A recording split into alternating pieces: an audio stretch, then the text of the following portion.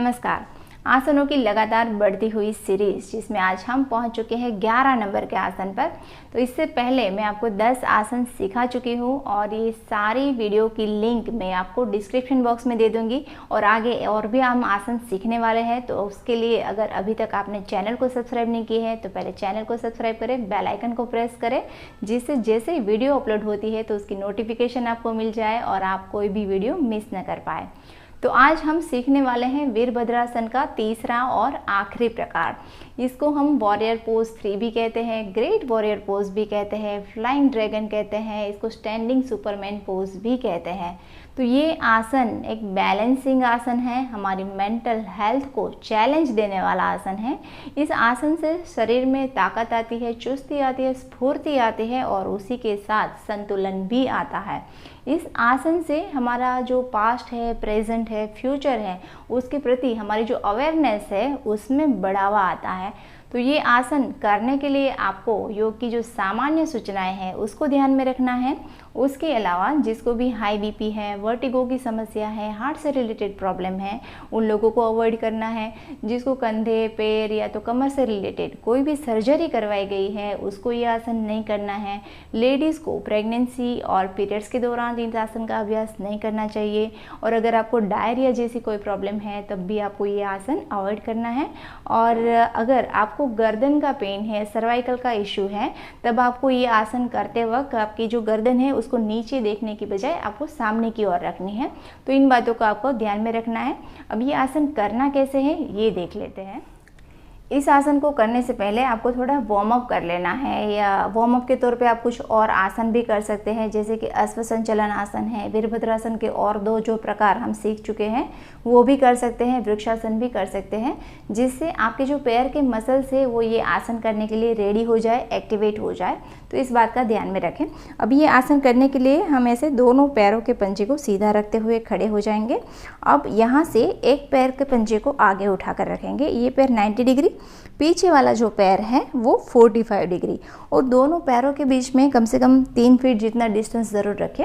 अब यहाँ से सांस को भरते हुए हाथों को ऊपर उठाएं और आगे वाले घुटने को हल्का सा मोड़ें। देखिए यहाँ पर आपको शोल्डर भी पूरी तरीके से सीधा रखने की कोशिश करनी है। और फिर आगे वाले पैर के ऊपर हमें पूरा बैलेंस करना है। पूरे शरीर का वज़न जो है हमारा वो आगे वाले पैर के ऊपर आने वाला है। तो ये पैर का जो पंजा है उसको अच्छे से ज़मीन के ऊपर लगा कर रखना है आपको, और ये जो नी है उसको भी अच्छे से लॉक करके रखें। फिर अभी सांस को भरते हुए ऐसे हाथ को ऊपर उठाएंगे और शोल्डर को पूरी तरीके से सीधा रखेंगे, रिलैक्स रखेंगे। धीरे धीरे से पैर का घुटना हम सीधा करते जाएंगे और पीछे जो पैर है उसको ऊपर की ओर उठाते जाएंगे। पीछे वाले पैर को हिप्स से ऊपर की ओर उठाना है और नज़र को दीवार पे या तो ज़मीन पे किसी एक पॉइंट के ऊपर टिकाकर नॉर्मल ब्रीथिंग करते हुए होल्ड करें। ध्यान रखें आपकी बैक में ज़्यादा आर्च नहीं देना है, बैक को सीधा रखने की कोशिश करिए। और फिर सांस को भरते हुए ऊपर आ जाएंगे। ठीक इसी तरीके से हमें दूसरी साइड भी करना है। तो पहले पैर को पीछे ले आएंगे, फिर जो पैर आगे था उसको पीछे, पीछे था उसको आगे। एक पैर 90 डिग्री, दूसरा पैर 45 डिग्री। हाथों को ऊपर उठाएंगे, सांस को भरेंगे और धीरे धीरे से सांस को छोड़ते हुए आगे वाले घुटने को हल्का सा मोड़ेंगे। पैर के ऊपर पूरे बॉडी का वजन डालते हुए, बैलेंस बनाते हुए पीछे वाले पैर को ऊपर उठाएं। अब जिसको भी गर्दन की समस्या है वो ऐसे आगे की ओर देख सकता है। जब आप ये पोज करते हैं तो कोशिश करें कि आपका पैर, कमर, सर और हाथ ये सब एक लाइन में आए और कम से कम 10 सेकेंड या अपनी क्षमता के अनुसार रुके। दोनों ही पैरों से 3-3 बार इसका रिपीटेशन करें।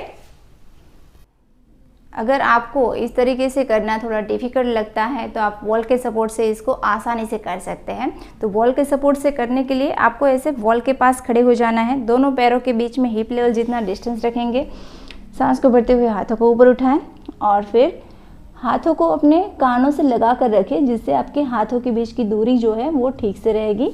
और इस तरह से हमें एक बार वॉल के सपोर्ट से नीचे आ जाना है और फिर एक पैर को ऊपर की ओर लिफ्ट कर लेना है।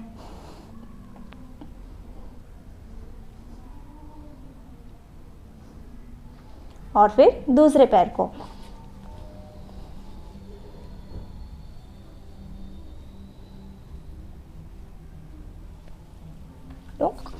ऐसे वॉल के सपोर्ट से आप इजीली इस आसन को कर सकते हैं, तो ऐसे भी आप कर लीजिए।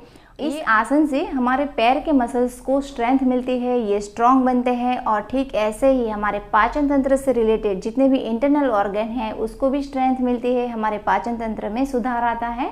ये आसन शरीर में हीट पैदा करता है, जिससे आपका बॉडी का जो फैट होता है वो लूज़ होता है। इस तरह से ये वेट लॉस करने में भी हेल्प करता है और ये आसन कंसंट्रेशन पावर को बढ़ाता है, शरीर का जो बैलेंस है उसको बनाता है, हमारी मेंटल हेल्थ में सुधार लाता है, हमारी सोचने समझने की जो शक्ति है वो इस आसन से बढ़ सकती है।